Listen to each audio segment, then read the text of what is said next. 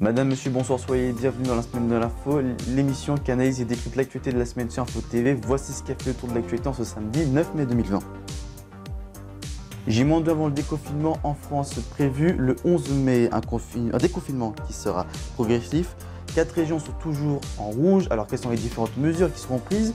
Nous verrons ce que le Premier ministre Édouard Philippe avait évoqué. Il y aura un point sur la situation en Île-de-France et Léon Patron nous parlera des différents types de masques. Alors qu'en Europe, les enfants reprennent les cours petit à petit, des parents soulagés mais avec une part d'inquiétude pour les retours des enfants en classe, on va partir faire le tour de l'Europe pour aller voir nos voisins européens. Un point sur l'économie aux États-Unis qui s'effondre, 20 millions d'emplois détruits en avril, un taux de chômage au plus haut depuis les années 1930. On fera un point sur la météo avec de la pluie sur la majorité du pays et du sud et du soleil vers l'est ce dimanche, des températures allant de 11 à 12 degrés. Ensuite, il y aura un point dans la récap de la semaine. Il y aura la chronique l'info des réseaux et bien sûr c'est arrivé 1 écrit par Baptiste Combé. Soyez les bienvenus.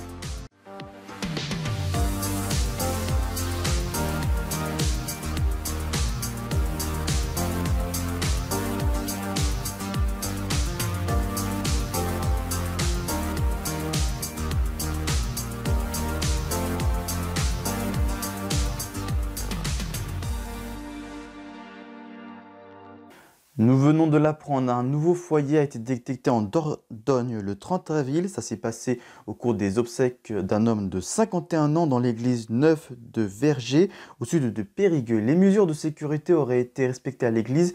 Une vingtaine de membres de la famille du défunt ont assisté à la cérémonie. Actuellement, selon l'Agence régionale de la santé de la Nouvelle-Aquitaine, 103 personnes ont été dépistées et d'après les 40 premiers résultats, 8 sont positifs. L'ARS Nouvelle-Aquitaine conclut que les résultats complets du dépistage seront connus au mieux dimanche 10 mai. J-2 avant le déconfinement prévu ce lundi. Le gouvernement a présenté les modalités d'une sortie progressive du confinement. Le pays est divisé en deux, l'Île-de-France, les Hauts-de-France, le Grand Est, la Bourgogne-Franche-Comté ainsi que Mayotte ont été classés en rouge sur la carte de déconfinement. Des mesures qui seront plus strictes dans ces régions, comme d'ailleurs pas d'ouverture des collèges ni des parcs et jardins qui concernent surtout les 12 millions d'habitants en Île-de-France où le nombre de cas reste plus qu'élevé et qu'espérer. À partir du 11 mai, il sera possible de sortir librement dans les rues sans attestation, dans une limite de 100 km autour de sa résidence. C'est ce qu'il a annoncé le ministre de l'Intérieur, Christophe Castaner.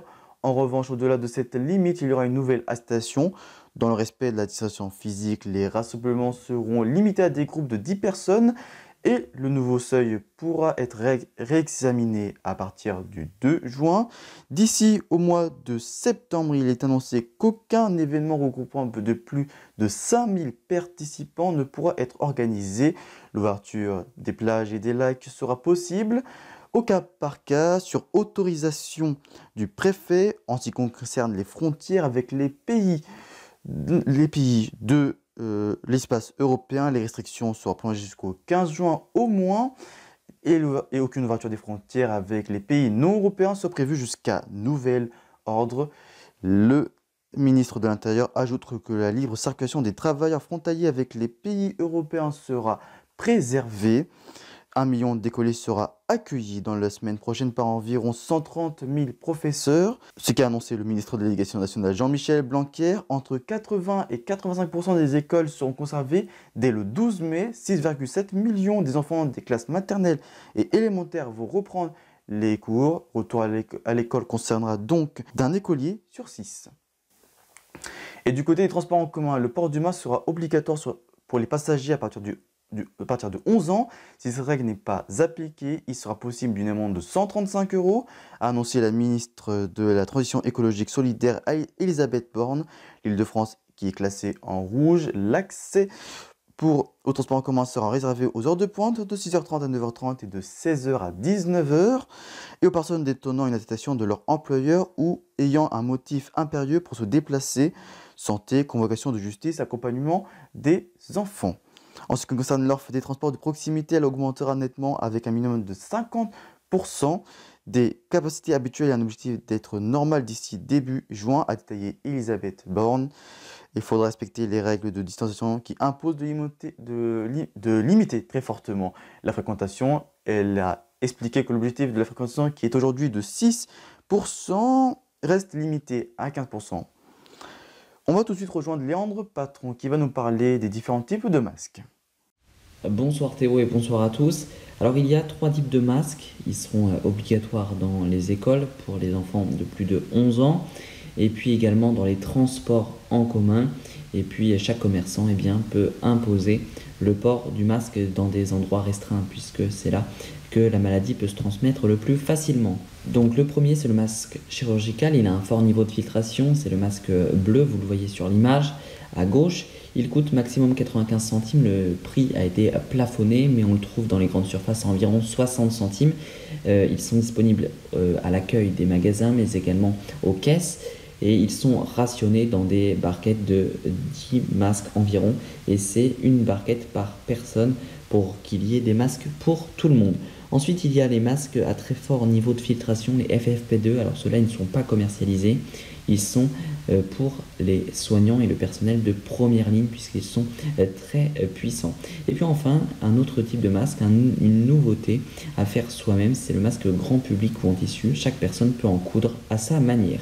Enfin, un rappel, puisque toutes ces pratiques vont avec le port du masque, ce sont les gestes barrières. Il faut se laver fréquemment les mains avec une solution hydroalcoolique ou avec de l'eau et du savon, tousser et éternuer dans son coude, utiliser un mouchoir unique et puis ensuite le jeter, éviter tout contact et maintenir une distance d'au moins 1 mètre avec le masque. Il faut donc porter des masques et rester à la maison si vous le pouvez et continuer le télétravail malgré la reprise si vous pouvez vous permettre de télétravailler. Un point sur la situation en Île-de-France. L'Île-de-France est classée en rouge dans la carte des contaminations. 19 morts en 24 heures et 1239 en réanimation. Un bilan qui continue à baisser faiblement dans les hôpitaux franciliennes. 60 stations de métro sera fermée le 11 mai. Les quais de Seine, l'esplanade de les Invalides et Champ de Mars, ainsi que le bois de Vincennes et le bois de Boulogne seront ouverts dès ce 11 mai. Attention toutefois, les rassemblements de plus de 10 personnes seront interdits. En France, la reprise des cours sera progressive à partir du 11 mai. Mais en Europe, les petits sont dans le retour du chemin de l'école. Pourtant, des parents et des enseignants sont divisés entre soulagement et inquiétude. On va faire un tour en Europe pour aller voir nos voisins européens. En Belgique, les établissements scolaires ne réouvrent leurs portes que le 18 mai, que pour les classes diplômantes, terminales et dernière année de primaire. Les autres classes reprennent en septembre, alors que certains professeurs sont patients de renouer les contacts avec les élèves. D'autres ont peur. Côté en Finlande, alors que le retour à l'école est prévu jeudi à 2 semaines avant le début des vacances d'été, ce n'est pas le cas pour les syndicats des professeurs qui indiquent qu'il n'est pas clairement établi que c'est dans les intérêts des enfants, ni que nous pourrons assurer une sécurité totale pour les enfants et le personnel.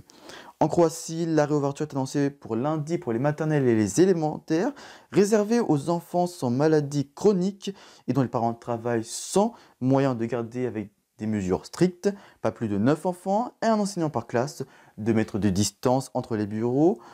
Avec les dégâts d'un séisme en mars qui compliquent le retour à la vie scolaire, 23 des 300 écoles primaires ne peuvent accueillir des enfants.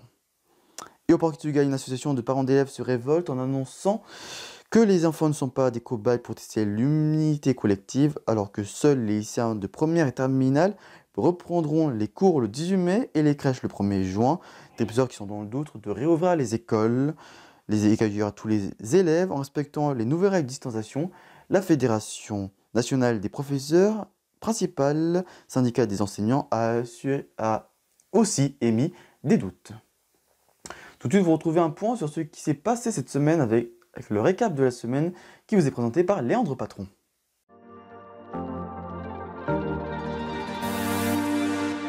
Cette semaine, l'actualité était encore très chargée et elle a malheureusement commencé avec le décès d'un légionnaire français. C'est l'Élysée qui l'a annoncé lundi soir. Ce légionnaire s'appelait Kevin Clément et il est mort dans une action au combat au Mali. C'est ce qu'a annoncé donc l'Élysée et l'armée.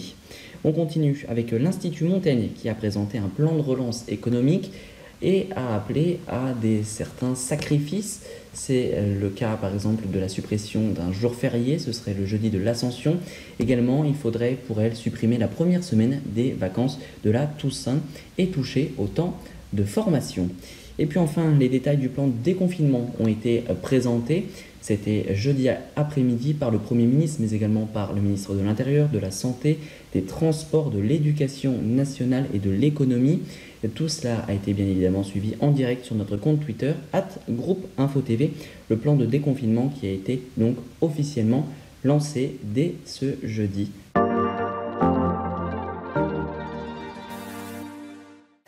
Alors que l'Europe enclenche son déconfinement à mesure que la pandémie décroît sur son sol, c'est tout le contraire pour les États-Unis qui, depuis avril, plus de 20 millions d'emplois ont été détruits, de jamais vu en si peu de temps. Selon les données du département du travail, le taux de chômage a bondi de 14,7%, un niveau qui a dépassé celle de la grande dépression du siècle dernier.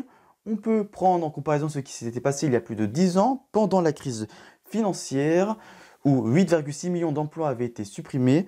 En février, les taux de chômage s'est affiché à 3,5%. Par ailleurs, le nombre de personnes sans emploi est passé de 15,9 millions à 23,1 millions, tandis que le nombre de personnes qui occupent un emploi à temps partiel a atteint 10,9 millions.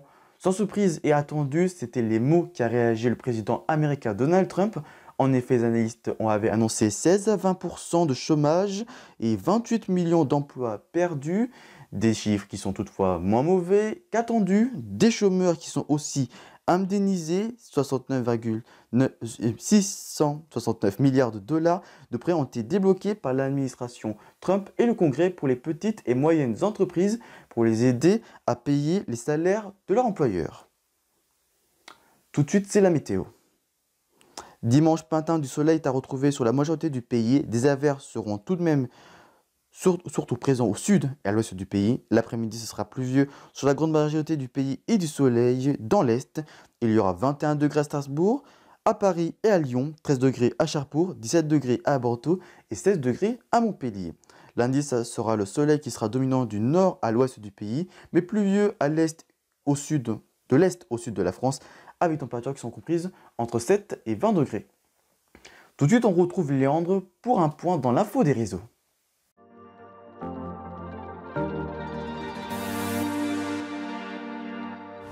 Et nous commençons cette chronique avec les fausses informations, les fake news comme on les appelle. Elles sont très nombreuses en cette période de crise sanitaire. Pour lutter contre celle-ci, le gouvernement avait décidé de mettre en place Desinfox Coronavirus, le gouvernement qui mettait sur son site internet les articles vérifiés et fiables de certains médias. Mais alors, cela a fait un tollé sur les réseaux sociaux qui ont appelé à la propagande. Le gouvernement a donc fait machine arrière et c'est Franck Riester, le ministre de la Culture, qui a annoncé publiquement que ce site serait désormais fermé. Cette semaine également, il y avait la super lune, ça a donné d'énormes clichés sur les réseaux sociaux et de très beaux clichés, comme vous pouvez le voir sur votre écran. Et puis comment occuper son confinement alors que ce sont les derniers jours dans de nombreux pays? En Australie, les Australiens se déguisent pour sortir les poubelles. Et en France, nous applaudissons chaque soir à 20h toujours les soignants et les personnes de première et deuxième ligne. Tout de suite, c'est arrivé un lundi 9 mai 1994. Nelson Mandela devient président de la République d'Afrique du Sud. Il a été l'un des leaders historiques de la lutte contre le système politique institutionnel de la ségrégation raciale apartheid et aurait passé 27 ans de sa vie en détention, dont 18 ans dans l'enfer de la prison de Robben. Nelson Mandela meurt le 5 décembre 2013 à Johannesburg. C'est la fin de la semaine de l'info sur Info TV. Merci à vous de l'avoir suivi. L'info continue sur notre compte Twitter et Instagram, Groupe Info TV. Prochain rendez-vous, vous retrouvez l'Instant Nature présenté par Alexis Durand et je vous retrouve en début d'émission pour le 60 secondes. D'ici là, passez une très bonne soirée sur Info TV et d'ici là, portez-vous bien. Ciao.